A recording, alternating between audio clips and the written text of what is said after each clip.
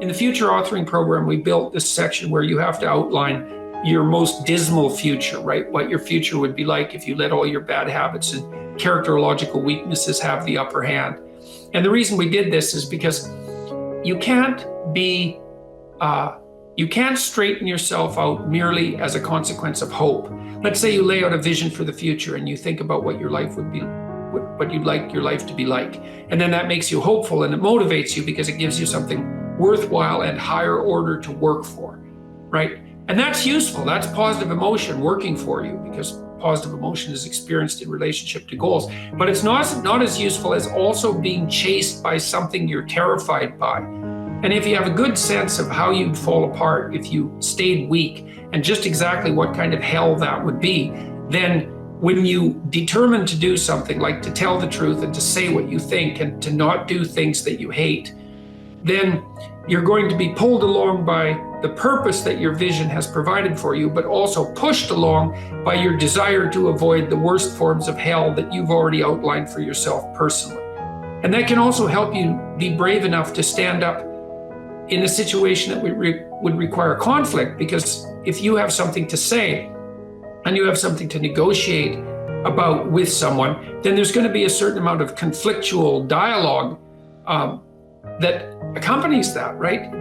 To lay out a set of problems and to describe the fact forthrightly that those problems characterize a relationship and then to seek for solutions is quite stressful in the short term. And it's really easy to avoid. And so people avoid it all the time. And then they store up grievances across the span of their relationships. And eventually the grievances mount to the point where they return in monstrous form and just eat everything up. That's where you get divorces, or that's where you explode at your boss and end up fired, or that's where you develop high blood pressure over 15 years because you can't stand all the accumulated monsters in your closet, and you drink yourself into oblivion because you can't stand your life. That's all, very counterproductive. But it's easy to avoid that necessary conflict on a moment-to-moment basis because it's very stressful to speak forthrightly about genuine conflicts, especially when you're dealing with important parts of your life. But otherwise you don't straighten them out, and then you have to carry all that forward. So you need to be terrified of the consequences of not speaking your piece. And that can counterbalance the terror of actually trying to have a conversation. Add small goals. Now, if that doesn't work, like if you can't make the goals small enough to achieve, it might be that you're not being humble enough with regards to your conceptions of your own ability. But you can tell if the goal that you put forward is a reasonable one if you're actually implementing it. Because if you're not, then by definition, it's not a reasonable goal. Like let's say you're sleeping all the time and your room is just a bloody complete disaster. And you think, well, I should clean up my room. It's like, well, maybe you can't, but maybe tomorrow you could hang up 2 shirts, or you could move 2 shirts from your bedroom to the laundry room, or you could bag up a bag of dirty clothes that you could conceivably take to a laundromat. And you just do that one thing, If your room's a catastrophe and you do that one thing and then you did one thing like that for 15 days or 20 days, maybe your place would be in order. And so the trick is to get the trajectory right. You want to present yourself to the world in a manner that doesn't disgrace you in some sense. That might be a good way to think about it. And you don't want to disgrace yourself because the consequence of disgrace is emotional dysregulation, more pain, less positive emotion. And so the best way to present yourself is to stand up forthrightly and to stretch out, and to occupy some space and to you make yourself sort of vulnerable by doing that because you open up the front of your body, right? But it's a sign of confidence. And that way people are most likely to give you the benefit of the doubt. And that's a good way to start regulating your mood. But not only does it directly regulate your mood to stand up, because it's so tightly associated, like postural flexion is associated with serotonin and emotional regulation, but also because if you straighten up and you present yourself in that manner, then other people are more likely to take you seriously. And that means they'll start treating you as if you're a number 1 lobster instead of a number 10 lobster. And that's another way that you can at least give yourself the bloody benefit of the doubt, right?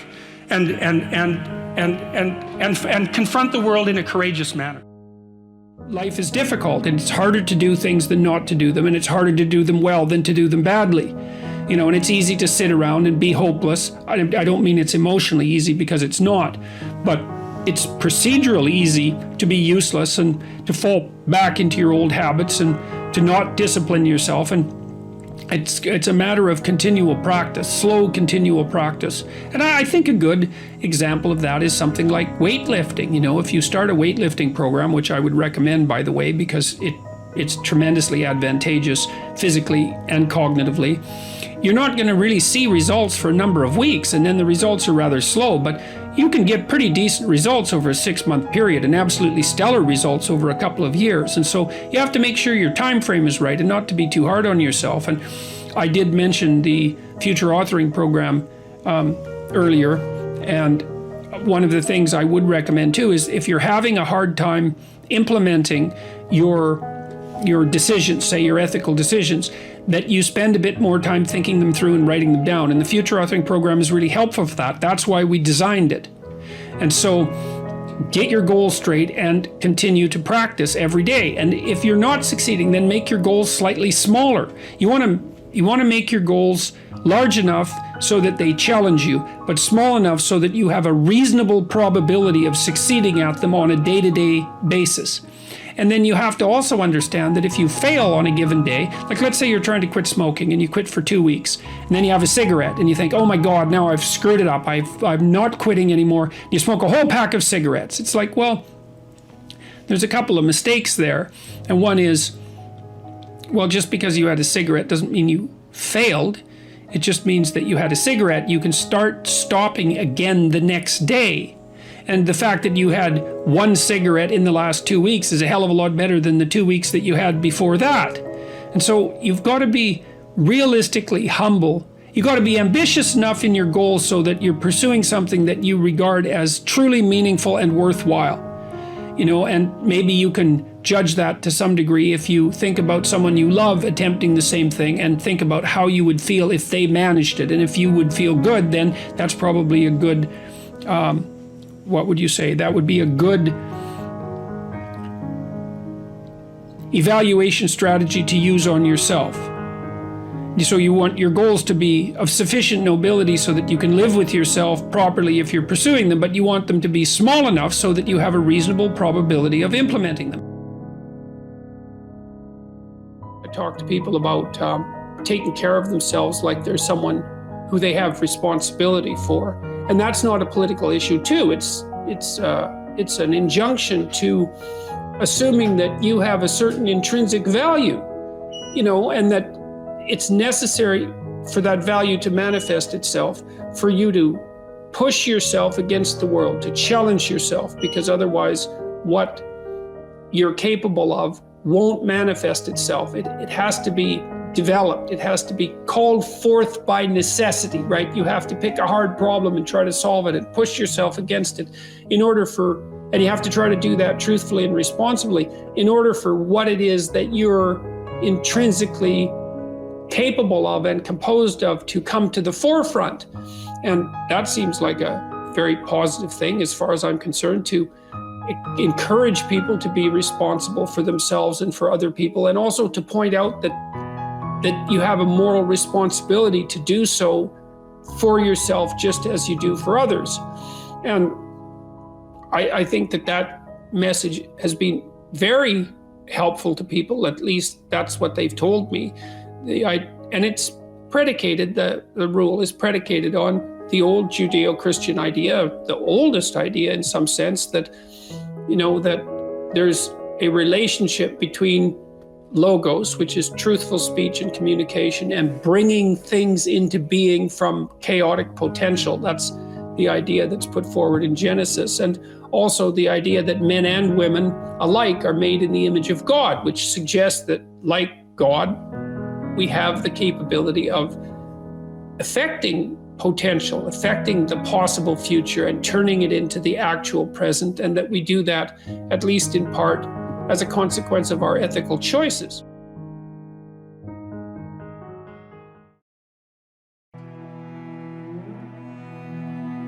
Life doesn't have meaning without aspiration or an aim. Okay, so you need a hierarchy of values. There's got to be something at the top. It's got to be something important. If you don't have that, your life doesn't have any meaning. So if you criticize the hierarchy, or even the idea of hierarchy, you destroy the idea of aspiration. And then people have nothing. Well, that's not helpful. People are built for a struggle and they're built for a weight, and you want to take on a heavy burden voluntarily. See if you can put yourself together. See what you can do out in the world while you're waiting to die. It's an all-in game. It better be worthwhile. And so there's a tight relationship between responsibility and aspiration and hierarchy. And when you criticize those things, you get rid of the aspiration. You need a meaning to sustain you through the vicissitudes of life. Okay, well, try to debate that. It's like, is life painful? Yes. Is it anxiety-provoking? Yes. Is it uncertain? Yes. Is it painful beyond bearing sometimes? Yes. It's difficult. Everyone agrees about that. Now, they might disagree about how difficult, but that doesn't matter. The central point holds. Okay, what if you think that's all pointless? Well, that doesn't seem very helpful. Okay, so you need a sustaining meaning. Well, where do you find that? Well, you generally find it in responsibility to yourself and to other people. Something that I learned, for example, from Jean Piaget, he called that an equilibrated state. And an equilibrated state is like a game that everyone wants to play.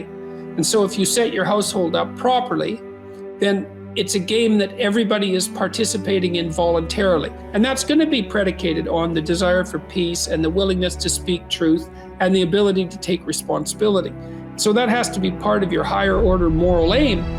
And then when you're having a difficult discussion with someone, the discussion is going to be affected by that higher order moral aim. It's not going to be contaminated to the same degree by your desire to inflict pain and attain victory and, crush your opponent and punish them for their previous sins and indicate your disappointment in things they've done over the years and all of that. As the negative emotion ramps up in intensity, the amount of time that you construe as manageable shrinks. And if you're extremely depressed and anxious, then, you may be struggling to get through the day. And then you need a map of what is going to constitute a minimally acceptable day. And that might be one where you've done what you need so that when you wake up tomorrow, things aren't worse, right? You have to keep up with your obligations and your duties at least enough so that you're not degenerating downhill. One of the things I learned really a lot from reading Russian neuropsychology, strangely enough, the Russians had great neuropsychologists, was that the sense of meaning, the sense of engagement that characterizes life when life is progressing in the manner that you would like it to progress is actually an instinct. It's not a cognitive phenomenon. It's not a second order consequence of thought. It's way deeper than that. It's an extraordinarily profound instinct. And so that's really worth thinking about, assuming, as you might, that we're adapted creatures and that our instincts guide us in the world so that we can survive and so that we can reproduce and so that we can exist over long periods of time. The fact that an instinct of that depth exists and that it's associated with the sense of vital engagement in being, let's say, is a good indication, as good an indication as there is, that there's something truly real about it. And I would say that might even be more important than the knowledge of the role that the serotonin system plays in adjudicating hierarchical position. Because, we tend to think of meaning as something that people create as a secondary consequence through thinking or through philosophy or something like that. And when we think that, it's easy to criticize it. It's easy to become cynical about it. It's easy to lose faith in it. But when you understand that it actually is a much deeper phenomenon than that, and that the cognitive elements, the philosophical elements, are sort of like, they're like the fronds on the top of the pond on a plant system that has unbelievably deep roots that go way down into the water. There's something about that that's much firmer and more solid. And I think the evidence that meaning is an instinct, a deep instinct, is overwhelming. I don't think that popular knowledge has caught up with that. I mean, the research it's not new, but it's been done, I would say, in the main in the last 30 years or so, and mostly by psychobiologists, like people who are really on the hard science end of psychology. And their work is difficult. It's technically difficult. It involves a lot of neurobiology, neuroanatomy, psychopharmacology. It's hard work. It's hard going, but it's unbelievably useful. That's rule 7. Do what is meaningful, not what is expedient, because meaning is an instinct. And meaning is the instinct that guides you in life across the totality of life, right?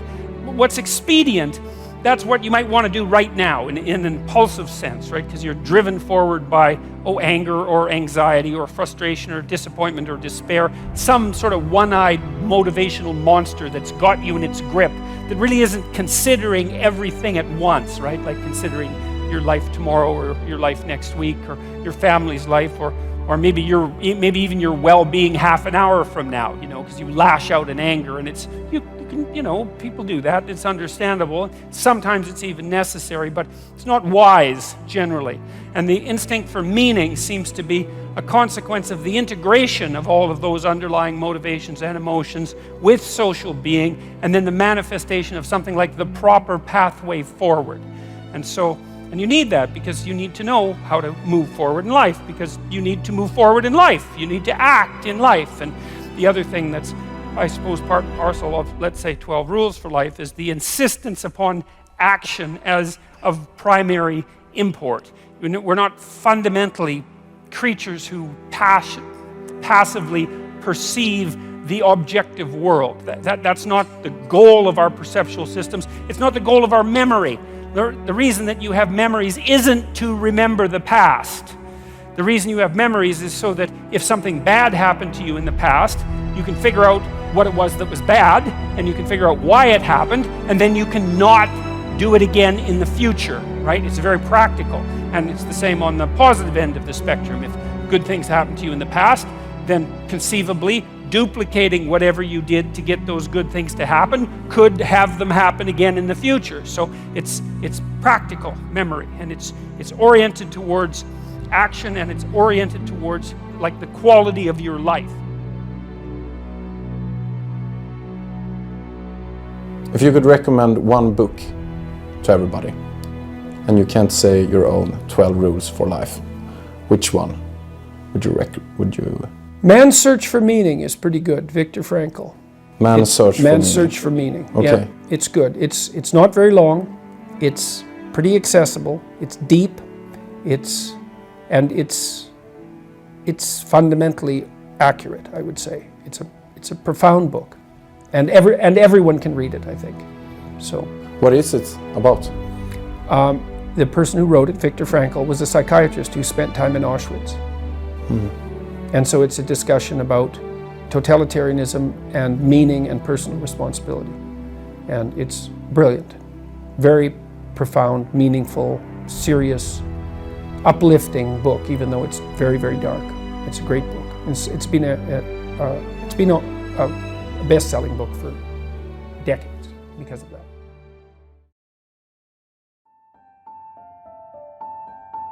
Weak people are a problem in general. And I don't mean physically weak, I mean cowardly, let's say, and deceitful, because I'm thinking it more in terms of moral weakness. Well, there's a variety of reasons. First of all, if you can't support your own weight, let's say, then someone else has to do it. And that's not good.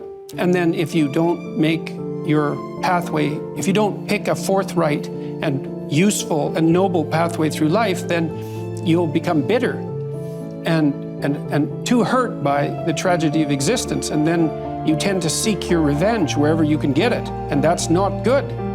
So it's a mistake on all fronts. It's not good for you, it's not good for your family, it's not good for the community. It's certainly not a good medium to long-term strategy, because life is very, very difficult, and you have to be prepared for that. And I had a watcher the other night. He was at my lecture in Oslo, and he wrote me a letter. He was a 17-year-old boy, and he said that my work had been very helpful to him. His father had died suddenly about 6 months before, And he found his dad when he was dying and was very, very shocked and horrified and hurt by what had happened. And I had recommended on my YouTube lectures that one thing you could aim for was to be the strongest person at your father's funeral. And so that's what he did. And he helped his mom, and he wrote a 200-word eulogy and got through it. And so, good for him. That's strength and necessary. It's a terrible thing that happened, but he did everything he could not to make it any worse than it had to be. But do you never see that showing weakness can be a strength too? Not weakness, vulnerability. That's a whole different thing. To admit to the fact that you're vulnerable, that's a form of courage. That's not a form of weakness. But that leads you to take whatever steps are necessary to deal with that properly. It isn't some facade that you're invulnerable. No one is invulnerable by any stretch of the imagination. All of the people that I know who have become successful in any way use a structured means to organize their time. They have lists of things to do, like they have every day, there's a list of things to do that day. Every week, there's a list of things to do that week. Every month, there's a list of things to do that month. You know, at every level of temporal resolution, there's a sequence of plans, and those plans are implemented on a day-to-day basis. You cannot be, and successful isn't the right way of thinking about it, because I'm not thinking about, I'm not really thinking about rising up the corporate ladder. You know what I mean? And that's sort of what success has come to mean in our culture. That isn't what I mean. You can't have a life that you're going to find acceptable without that, because you need the vision and the plans to give you purpose and direction. That's where all your positive emotion comes from. All your motivation is laying out plans that are worth attaining and then observing yourself moving towards them. That's the source of most positive meaning.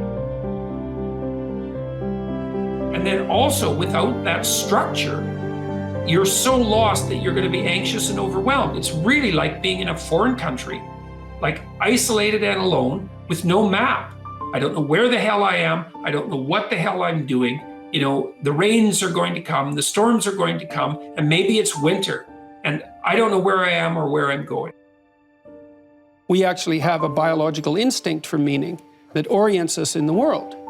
And that instinct manifests itself when we place ourselves in a position in the world where we're competent, where what we're doing is working, so that we're not too terrified and anxious, but also while we're simultaneously advancing ourselves and improving our ability to cope with the world. So for example, if you watch an athlete, a high-level athlete, who's at the peak of his or her performance, you see someone who's extraordinarily practiced at what they're doing and has developed the expertise necessary to do it. But then you also see them push themselves on that developmental edge to make themselves just that much better.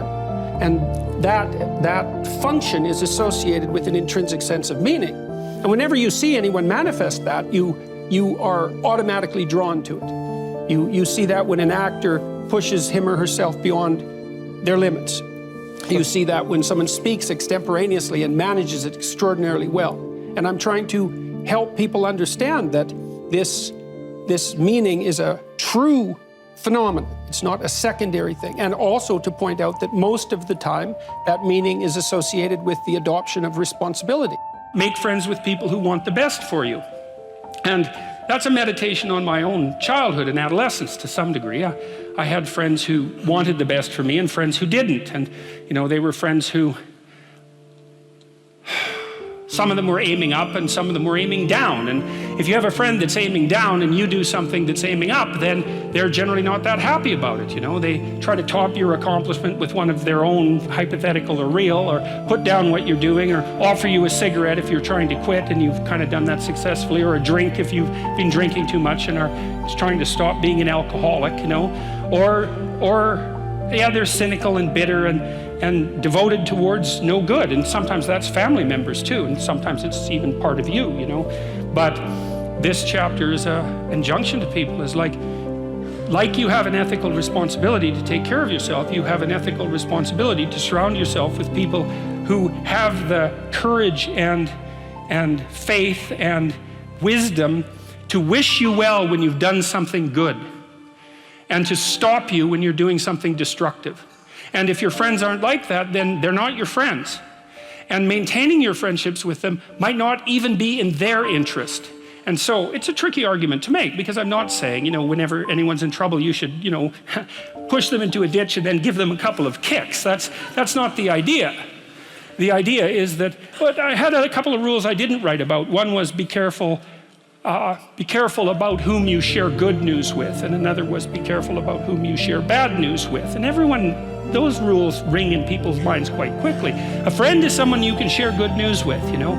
You go to them and you say, hey, look, this good thing happened to me. And they say, look, I'm so happy that happened to you. Like, way to be. And they don't think, God damn it, why didn't that happen to me? And like, you know, you didn't deserve it. Here's a bunch of reasons you're stupid and why it won't work. It's like, that's not helpful. And so I would say, like, if people are, you know what, the other thing people are doing, if they're trying to drag you down, let's say, is they're trying to see if you'll put up with it.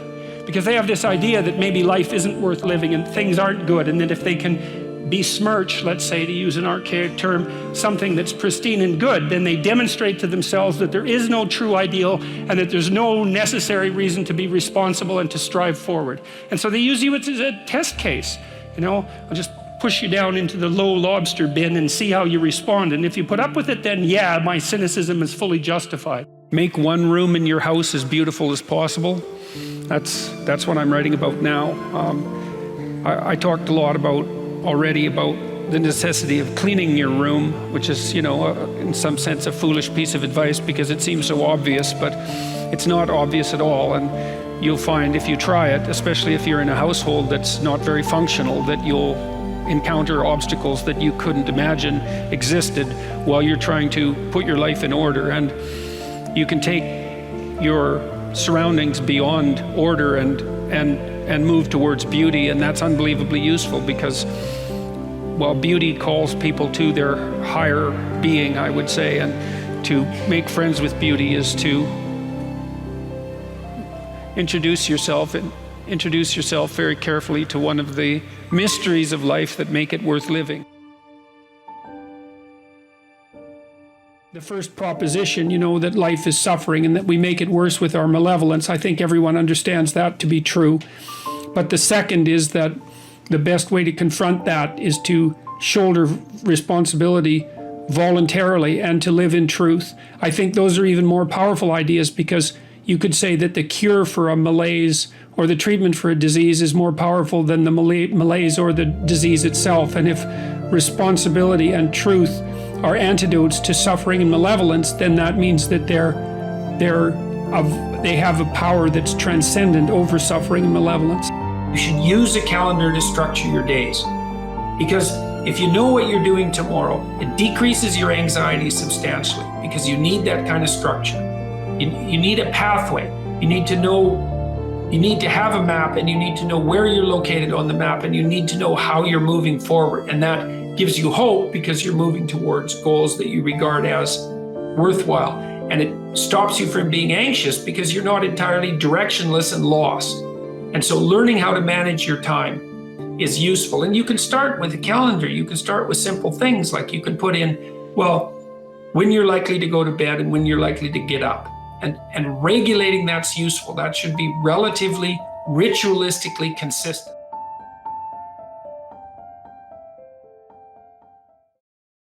Let's say you're a filmmaker and I'm a professor. Okay, so we differ there, right? We're playing a different game. So you might say, and as you go down into the particulars of what we do, it might even become more different.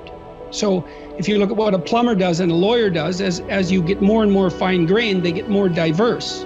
But you might say, well, the lawyer and the plumber are both honest. They're both good citizens. And then you might nest that inside, well, they're both acting out the archetype of the hero. And like I said, after that, you're out of things get too abstract for us to, we can't go farther than that. I think that, I think the world is order versus chaos, let's say, the balance of order and chaos it's good and evil on a background of order versus chaos. And so you're either the hero or the adversary, or actually most of the time you're a mixture of both. And it's best for you, that's what our culture has decided, it's best for you to take on the role of the hero to the degree that that's possible, and that would be associated with love, and the love, and I define that in the second book particularly, the third book I wrote, but in Beyond Order. Are you working for the betterment of being, or are you working for harm? And everyone has a sense of this, and they know when they're working for harm. You're going to use what you think to guide your action, and the consequence of that is going to be how your life turns out. So I'm dead serious about what I write because I know what the pathway is. It's like you don't communicate in a false manner, because if you do, you will warp the structure that guides your actions, and you will absolutely 100% suffer for that. I mean, one of the things I've learned as a clinical psychologist is that I've never seen anyone, it's really a terrifying thing, I've never seen anyone get away with anything, ever. The chickens always come home to roost. So, and sometimes it might, let's say you get away with something, it's like, yeah, you think so, man. You wait 5 years from now, 7 years from now, it'll come back. Is that karma? It's more like, yes, I think it's the same idea, but it's more like you don't have the power to manipulate reality. Like, you have the power to bring about reality in some sense, because you confront potential, and through your actions and your communicative intent, you turn potential into reality. But you don't have the power to bend reality without it snapping back at you. You don't think so?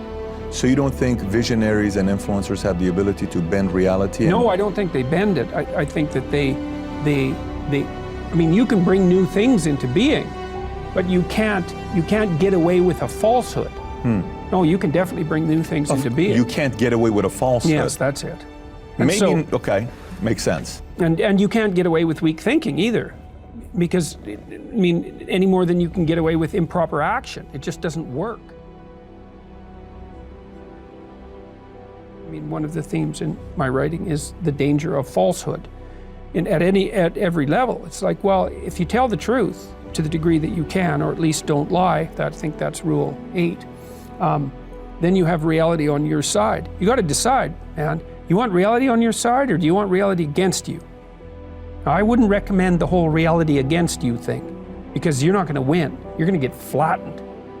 And so I'm very careful with what I say, and I'm very careful with what I write. We are thrown challenges, and that in some sense those are best construed as tests of our ethical ability. So what Jung thought, his idea was something like this, that at the beginning of time people were unconscious, and that consciousness emerged with all of its catastrophes, consciousness of death, for example. And one way out of the burden of consciousness was to return to unconsciousness. You can do that with alcohol. You can do that by being dependent. You can do that by failing to grow up. You refuse the burden of consciousness by becoming unconscious again. But there's another way forward, which is to become even more conscious. So the idea would be a little bit of consciousness is like an illness. But if you can expand that consciousness upwards enough, then it starts to become something that is its own cure. And that partly what your goal is while you suffer through life is to heighten your consciousness to the point where everything gets integrated enough so that that's proper medication for the disease of self-consciousness. Because it's one thing to live properly, and that's not a trivial thing, but it's another thing to be able to articulate yourself and to be able to negotiate. And generally speaking, there's nothing about that that isn't advantageous. And even introverted and anxious people can learn to do that. Those are learnable skills. It's not easy, but you can manage it. You can also speak carefully, and listen to what you're saying, and only try to say things that you think are true. That's also unbelievably useful. You have to feel that out. Like, is this really what I believe, or am I putting it forward because I want to look good, or I want to dominate, or I want to express obliquely an emotion that I'm too cowardly to come out and confront directly, or am I being manipulative? There's lots of reasons that people use language, but what you really should use it for is to state what you believe to be true, and then to let the consequences of that unfold. And so that can also help you. Simple truths, bluntly stated, can be very powerful. You don't need a lot of verbal fluency under those circumstances if there's evidence of strength of character behind it. Look, it's good for you to go take your place in the world. Have some ambition, have a vision, have a goal, have a strategy. Try to be a good person, not because it's your duty precisely, because that's the proper way to live. We're in danger of undermining all of that, and it's not good for people. One of the things that I've really learned, for example, recently is that learned to articulate better, is that there's a very tight relationship between aspiration and responsibility. So let's say, well, the first question might be, do you need to aspire to something? And the answer is, well, yes, because you have to do something. If you just sit there, you'll die. You can't just sit there. You have to go act out in the world. Okay, so act towards what? Well, that's whatever your aspiration is. You have to have an aim. Okay, well, what should the aim be? Well, it should be something worth doing, let's say. Why do something that you don't feel is worth doing? What do you think's worth doing? Well, if you watch other people and you judge when they're doing something worthwhile, you usually judge them positively if you see that they're taking responsibility, at least for themselves. What, do you want to be completely useless so other people have to take care of you? That's pretty pathetic. And maybe you could get your act together so you're taking care of yourself and your family. And maybe you could even do better than that and take care of yourself and your family and your community. There's lots of ways of defying the crowd, let's say. I mean, you could live your life the way that you want to live it. That's a matter of action. And they say actions speak louder than words. And one of the best things you could possibly be is an inspirational example. So that's not nothing. That's something. Live properly in your defiance of the crowd, right? Make your own course. Allow yourself to be guided by your own genuine principles. You don't necessarily have to advertise that, which is in some sense what you're doing when you're debating, because you're taking the manner in which you act, like if you're an integrated person and you're articulating that. But maybe you can't do that because you don't have the verbal skills. Well, then the question would be, maybe you should develop some more verbal skills. I don't know this for sure, Dave, but generally it's useful. How do you do that? Doesn't hurt to read. Really doesn't hurt to write. A little bit of writing every day clarifies your thinking. You need a value hierarchy. It's inevitable that you have a value hierarchy and that you look at the world through it, and that it should be well structured, and that there should be something of divine importance at the top. I would say what should occupy the top position is the realization, for example, that each person is of divine value, and that the most appropriate way of interacting with potential is by embodying and speaking the truth. That's not a bad way of briefly conceptualizing what might be at the highest pinnacle of the value structure. I would say that's what the logos is. And so the soul is what manifests itself in the choice between different pathways, in the choice between different ways of transforming the potential of the future into the actuality of the present. And it does that by making ethical decisions, by choosing between good and evil at each choice point. And to the degree that it chooses good, then it takes the raw potential of the future and it transforms it into the being of the present that is good. And to the degree that it does that in a manner that's evil and contaminated by malevolence and hatred and vengefulness, then it takes a pathway that corrupts the world and makes things worse. And it's the soul that's doing that, and it's the soul that's responsible for that. And it's also that active part of the soul that's shaping the deeper soul in some sense, which would be something like the cumulative consequence of all those choices, something akin to what people more classically have referred to as character.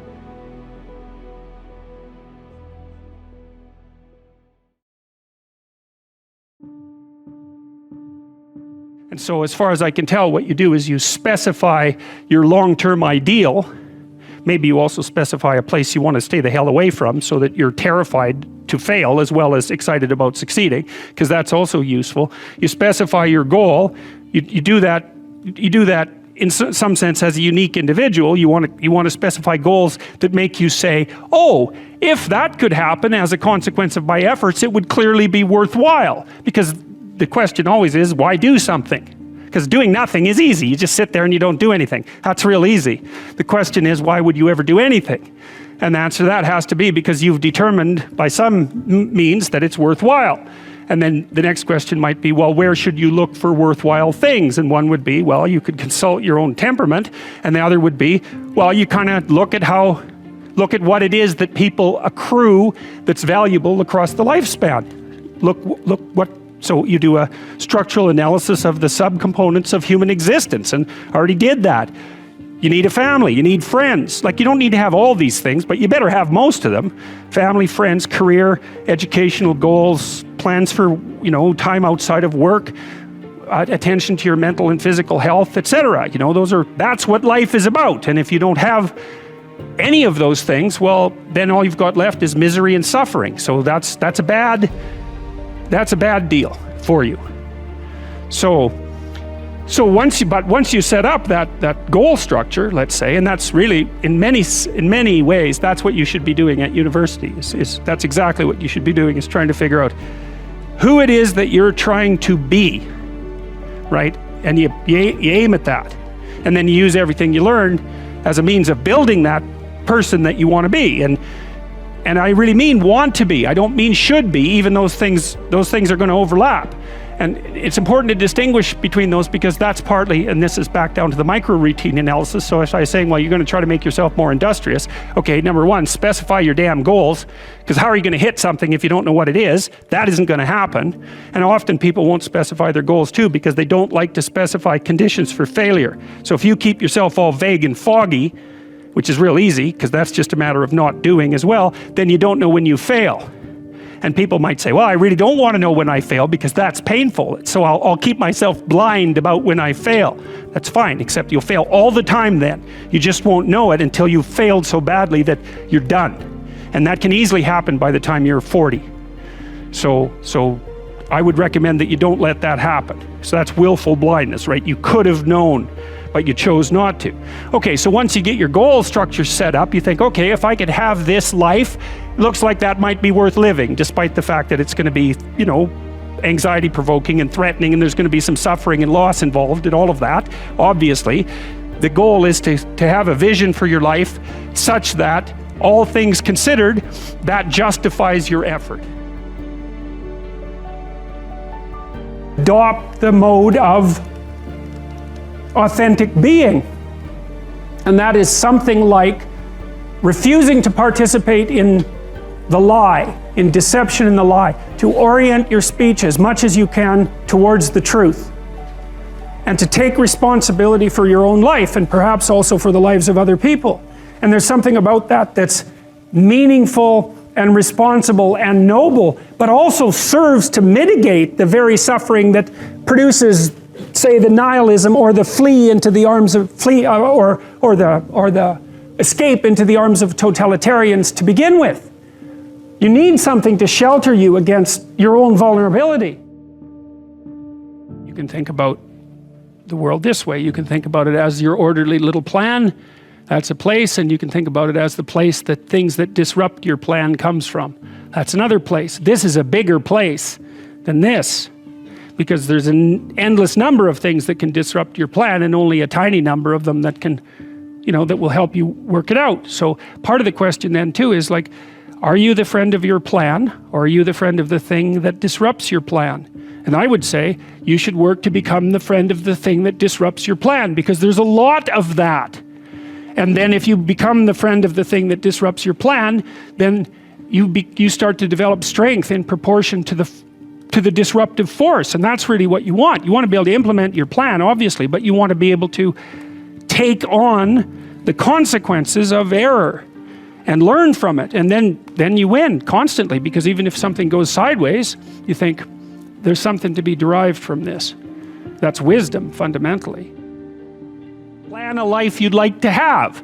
And you do that partly by referring to social norms. That's more or less rescuing your father from the belly of the whale. But the other way you do that is by having a little conversation with yourself about, as if you don't really know who you are, because you know what you're like. You won't do what you're told. You won't do what you tell yourself to do.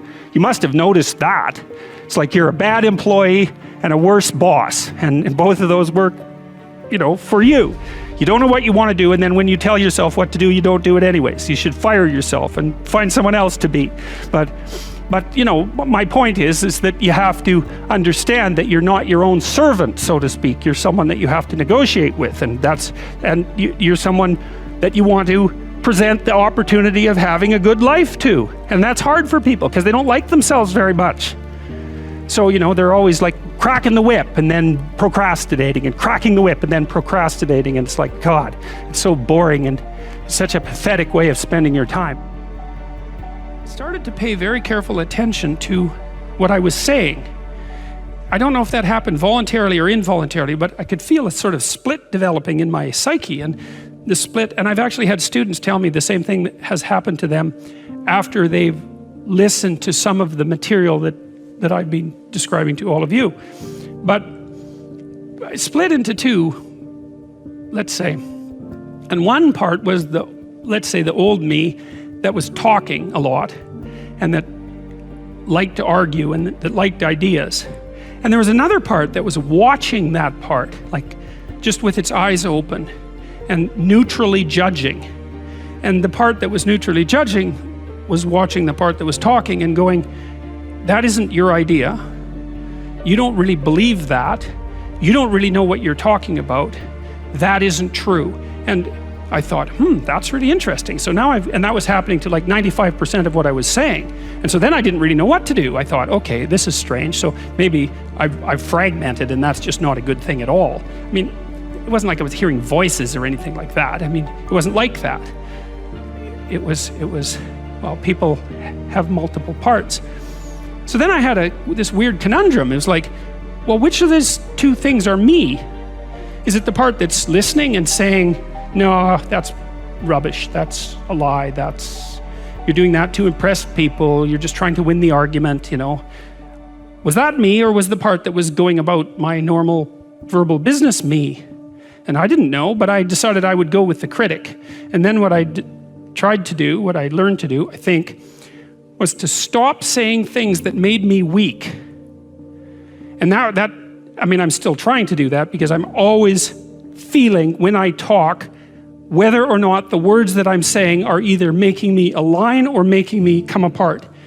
And I think the alignment, I really do think the alignment I think alignment is the right way of conceptualizing it, because I think if you say things that are as true as you can say them, let's say, then they come out of the depths inside of you. Because we don't know where thoughts come from. We don't know how far down into your substructure the thoughts emerge. We don't know what processes of physiological alignment are necessary for you to speak from the core of your being. We don't understand any of that. We don't even conceptualize that, but I believe that you can feel that. And I learned some of that from reading Carl Rogers, by the way, who's a great clinician, because he talked about mental health in part as the coherence between the spiritual or the abstract and the physical, that the two things were aligned. And there's a lot of idea of alignment in psychoanalytic and clinical thinking. But anyways, I decided that I would start practicing not saying things that would make me weak. And what happened was that I had to stop saying almost everything that I was saying. I would say 95% of it. It's a hell of a shock to wake up, and I mean, this was over a few months, but it's a hell of a shock to wake up and realize that you're mostly dead wood. It's a shock, you know, and you might think, well, do you really want all of that to burn off? It's like, well, there's nothing left but a little husk, 5% of you. It's like, well, if that 5% is solid, then maybe that's exactly what you want to have happen. The best thing you can do is teach people to write. Lots of people who've been staggeringly successful, and watched them throughout my life. I mean, those people, you don't want to have an argument with them. They'll just slash you into pieces. And not in a malevolent way. It's like, if you're going to make your point and they're going to make their point, you better have your points organized, because otherwise you are going to look like and be an absolute idiot. You are not going to get anywhere. Stop doing the things that you know are wrong, that you could stop doing. right? So it's a fairly limited attempt. First of all, we're not going to say that you know what the good is or what the truth is in any ultimate sense. But we will presume that there are things that you're doing that for one reason or another you know are not in your best interests. There's something about them that you just know you should stop. They're kind of self-evident to you. Other things you're going to be doubtful about. You're not going to know which way is up and which way is down. But there are things that you're doing that you know you shouldn't do. Now, some of those you won't stop doing for whatever reason. You don't have the discipline, or maybe there's a secondary payoff, or you don't believe it's necessary, or it's too much of a sacrifice, or you're angry or resentful or afraid. Who knows? So forget about those for now. But there's another subset that you could stop doing. It might be a little thing. Well, that's fine. Stop doing it and see what happens. And what'll happen is your vision will clear a little bit. And then something else will pop up in your field of apprehension that you will also know you should stop doing, and that you could stop doing, because you strengthened yourself a bit by stopping doing the particular stupid thing that you were doing before. That just puts you together a little bit more. And you could do that repeatedly for an indefinite period of time. And you know, that doesn't necessarily mean that you're going to ever be able to formulate a clear and final picture of what constitutes the truth and the good. But it does mean that you'll be able to continually move away from what's untruth and what's bad. And you know, that's not a bad start. Make a damn schedule and stick to it. Okay, so what's the rule with the schedule? It's not a bloody prison. That's the first thing that people do wrong. They say, well, I don't like to follow a schedule. It's like, well, what kind of schedule are you setting up? Well, I have to do this, then I have to do this, then I have to do this. You know, and then I just go play video games, because who wants to do all these things that I have to do? It's like, wrong. Set the damn schedule up so that you have the day you want. That's the trick. It's like, okay, I've got tomorrow. If I was going to set it up so it was the best possible day I could have, practically speaking, what would it look like? Well, then you schedule that. And obviously there's a bit of responsibility that's going to go along with that, because if you have any sense, one of the things that you're going to insist upon is that at the end of the day, you're not in worse shape than you were than at the beginning of the day, right? Because that's a stupid day. If you have a bunch of those in a row, you just dig, you know, you dig yourself a hole and then you bury yourself in it. It's like, sorry, that's just not a good strategy. It's a bad strategy. So maybe 20% of your day has to be responsibility and obligation, or maybe it's more than that, depending on how far behind you are. But even that, you can ask yourself, okay, well, I've got these responsibilities. I have to schedule the damn things in. What's the right ratio of responsibility to reward? And you can ask yourself that, just like you'd negotiate with someone who is working for you. You don't have to necessarily have done anything wrong for things to get completely out of control. It's a terrifying doctrine, but it's not a hopeless doctrine, because it still says that there's a way forward, there's a pathway forward, and the pathway forward is to adopt a mode of being that has some nobility, so that you can tolerate yourself and perhaps even have some respect for yourself as someone who's capable of standing up in the face of that terrible vulnerability and suffering, and that the pathway forward, as far as the existentialists are concerned, is by, well, certainly by the avoidance of deceit, particularly in language, but also by the adoption of responsibility for the conditions of existence and some attempt on your part to actually rectify them. And the thing that's so interesting about that is, well, two, as far as I'm concerned, and some of this is from clinical experience. You know, if you take people, and I've told you this, and you expose them voluntarily to things that they are avoiding and are afraid of, you know, that they know they need to overcome in order to meet their goals, their self-defined goals. If you can teach people to stand up in the face of the things they're afraid of, they get stronger. And you don't know what the upper limits to that are, because you might ask yourself, like, if for 10 years, if you didn't avoid doing what you knew you needed to do, by your own definitions, right, within the value structure that you've created, to the degree that you've done that, what would you be like?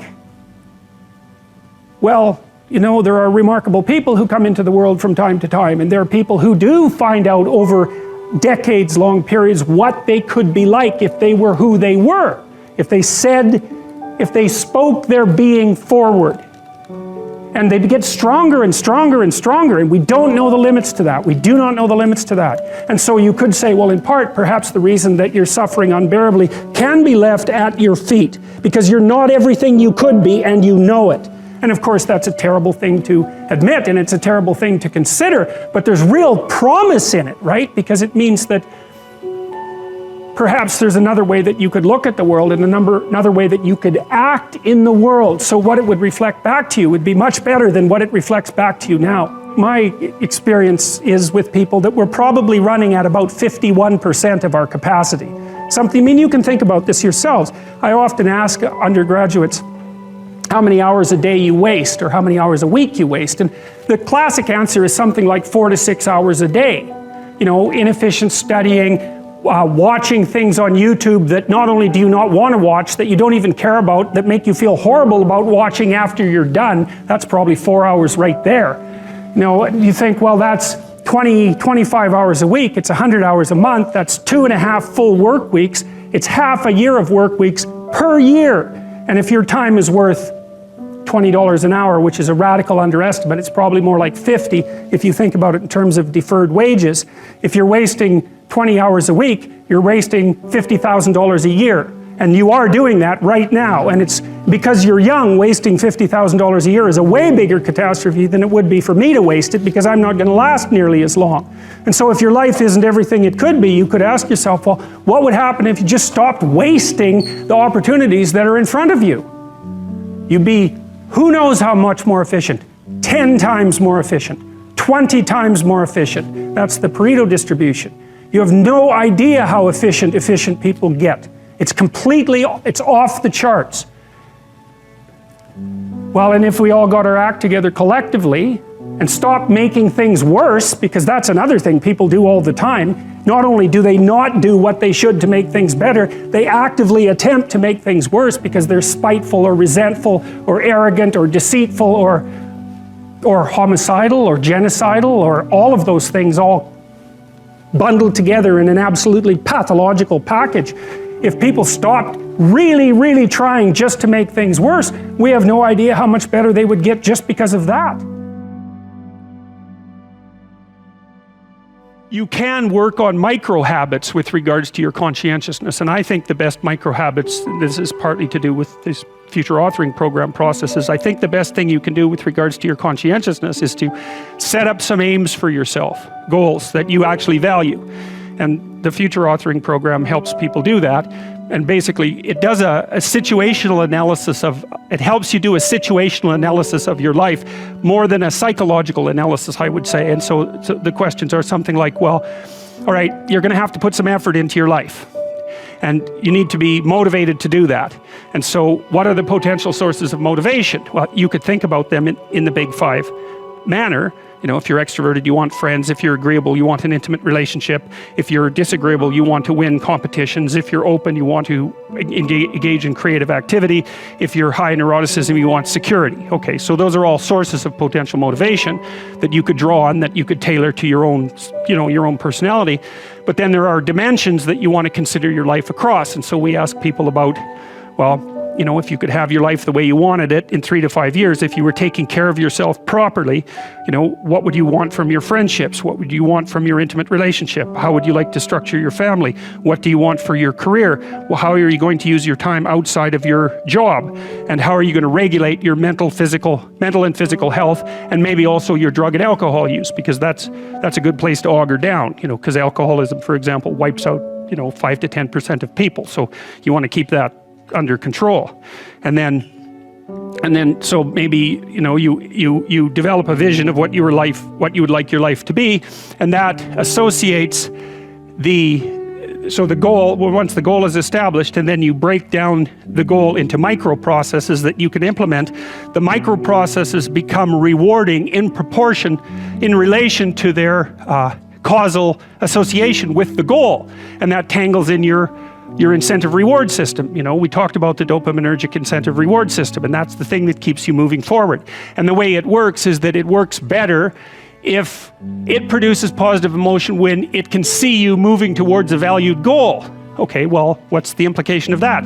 Better have a valued goal, because otherwise you can't get any positive motivation working out. And so the more valuable the goal, in principle, the more the micro processes associated with that goal start to take on a positive charge.